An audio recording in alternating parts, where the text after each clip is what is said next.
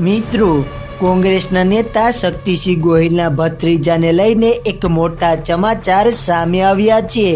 જી હા મિત્રો, કોંગ્રેસના નેતા શક્તિસિંહ ગોહિલના ભત્રીજાએ તેમની પત્નીને ગોળી મારી અને હત્યા કરી નાખી હતી। બાદમાં પોતે પણ આપઘાત કરી લેતા ચકચાર મચી જવા પામી હતી।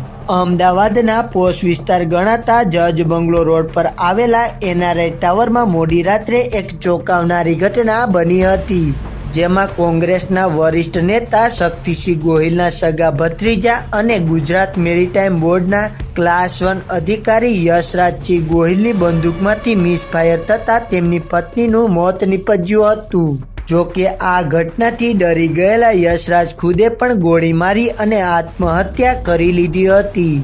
આ ચોંકાવનારો ખુલાસો ખુદ યશરાજની માતાએ કર્યો હતો। આ ઘટના અંગે જયેશ બ્રહ્મભટ્ટે જણાવ્યું કે વસ્ત્રાપુરમાં એનઆરઆઈ ટાવરમાં ઘટેલી આ કરુણ ઘટનામાં યશરાજસિંહ ગોહિલ અને તેમની પત્ની રાજેશ્વરીબાનું ગોળી વાગવાથી મૃત્યુ થયું હતું। આ દંપતી રાત્રે સગાને ત્યાં જમી અને ઘરે પરત આવ્યા બાદ પોતાના રૂમમાં સૂવા માટે ગયા હતા। આમ થોડીક વાર પછી યશરાજસિંહ તેમની માતાના રૂમમાં જઈ અને જાણ કરી કે તેમની રિવોલ્વરમાંથી અચાનક ગોળી છૂટી ગઈ છે અને તે ગોળી તેમની પત્નીને વાગી ગઈ છે।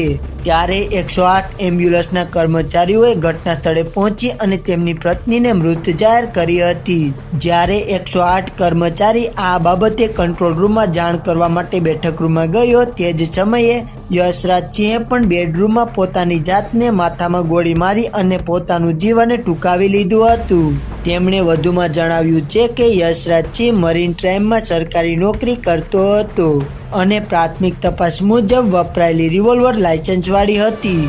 પોલીસે એફએસએલ અને ફિંગરપ્રિન્ટ નિષ્ણાતોને સાથે રાખીને તપાસ હાથ ધરી છે અને બંને મૃતદેહોને ફોરેન્સિક પીએમ માટે સિવિલ હોસ્પિટલમાં મોકલી આપ્યા છે। આ ઘટના આકસ્મિક રીતે ગોળી છૂટવાથી બની છે કે કેમ તે જાણવા માટે ગોળી કયા એંગલથી અને કેટલા અંતરથી વાગી છે તે પીએમ રિપોર્ટ અને એફએસએલ તપાસ બાદ સ્પષ્ટ થશે।